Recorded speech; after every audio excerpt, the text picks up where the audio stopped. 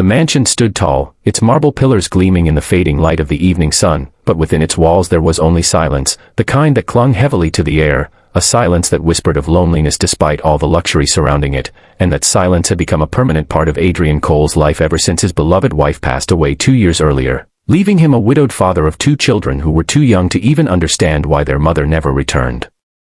home. And though he was a millionaire with every possible comfort money could buy, Adrian carried within him a hollow ache, a void that not even his wealth or business triumphs could fill, because every day when he came back late from his corporate empire, he found only the shadows of his children asleep, their toys scattered, their laughter already faded, and he hated himself for missing it all. Yet tonight something was different because for the first time in months, he decided to come home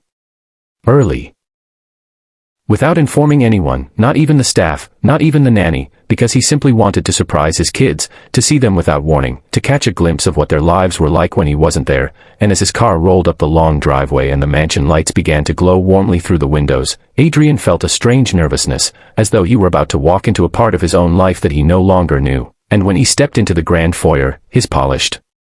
shoes clicking against the marble floor, he didn't hear the usual rush of footsteps from maids or the butler greeting him with stiff politeness. Instead he heard something that made his heart skip. The sound of laughter, pure, unrestrained, bubbling with joy, the kind of laughter he hadn't heard in his house since before his wife died, and it was coming from the dining hall down the corridor, so with quiet steps, almost afraid to disturb the magic of that sound, he walked closer and as he peeked inside the room, he froze at the sight that unfolded before him. A sight that made his eyes burn with tears he hadn't shed in years, because there, at the long dining table which was always too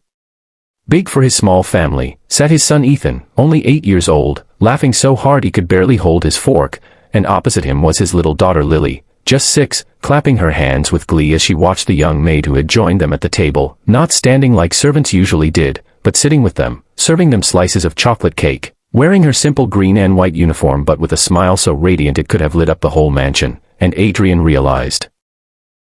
with a pang that his children were happier with her than they had ever been with him in months, because she was not just feeding them food, she was feeding them something far rarer in that empty house, love, laughter, and the warmth of family, and the sight of Lily reaching up to hug the maid's arm,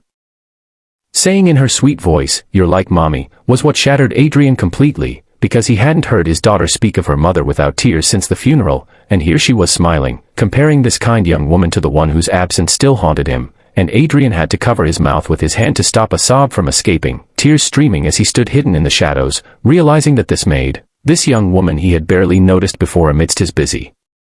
business life, had done what he could not. She had healed his kids, she had given them back the gift of childhood that grief had stolen. And at that moment Adrian, the millionaire everyone envied, stood broken in the corner of his own mansion, realizing that money had never bought him the one thing his children truly needed, love, time, and a presence that held them together, and the more he watched, the more he knew his life was about to change forever.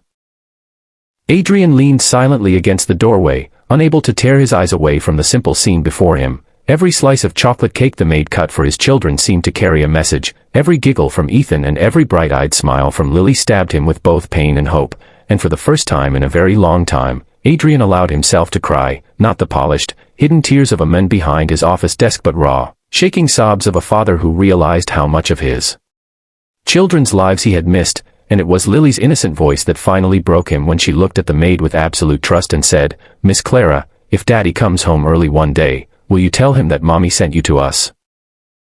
Because when you're here, it feels like she's here too." And hearing that, Adrian stumbled back against the wall, his chest heaving, unable to bear the purity of his daughter's words, because he had always blamed himself for not being enough, for not filling the void his late wife left behind, and yet here was this young woman, Clara, a simple maid who had somehow stepped into their broken world and given his children back the light of their mother's love. And when Clara noticed Adrian's shadow in the doorway, her smile faltered, her hands trembling as she stood abruptly, apologizing in a rush, "Sir, I didn't mean to overstep, they begged me to sit with them, I only wanted them to feel less alone." But before she could say another word, Adrian crossed the room in quick strides, his face wet with tears, and to everyone's shock, including his own, he wrapped his arms around both of his children and pulled Clara into the embrace as well, holding them as if he were afraid the moment would slip away. And Ethan, startled, whispered, "Dad, are you okay?" And Adrian nodded, his voice breaking as he said, "I'm okay now, because I see it, I see what I almost lost," and turning to Clara, he whispered hoarsely, "Thank you. You healed my kids, you gave them something I couldn't, and I will never forget this." And from that night onward, Adrian changed. He began coming home early, he joined his children at the table, he laughed again, and though grief never truly vanished, the cracks in their hearts began to mend, and Clara became more than just a maid. She became the bridge between a broken father and his children, a reminder that family is not built by wealth but by love, presence, and kindness. And one evening, months later, when Adrian tucked Lily into bed, she whispered sleepily, "Daddy, you don't cry alone anymore, right?" And Adrian smiled with tears glistening, kissing her forehead as he said, "Not anymore, sweetheart, not anymore," because he knew now that life had given him a second chance at being the father his children deserved, and it was all because of the quiet, selfless love of a woman he once overlooked, but would forever cherish, for she had not only healed his children, she had healed him too. And dear viewers, this story touched your heart. If you believe that love and kindness can heal even the deepest wounds, then please subscribe to this channel, because your support helps us continue sharing stories that remind us of what truly matters in life: family, love, and the courage to change before it's too late. And we promise you that the next story will move you just as much as this one, so don't miss it. Subscribe now and join our family of hearts that believe in love's power to heal.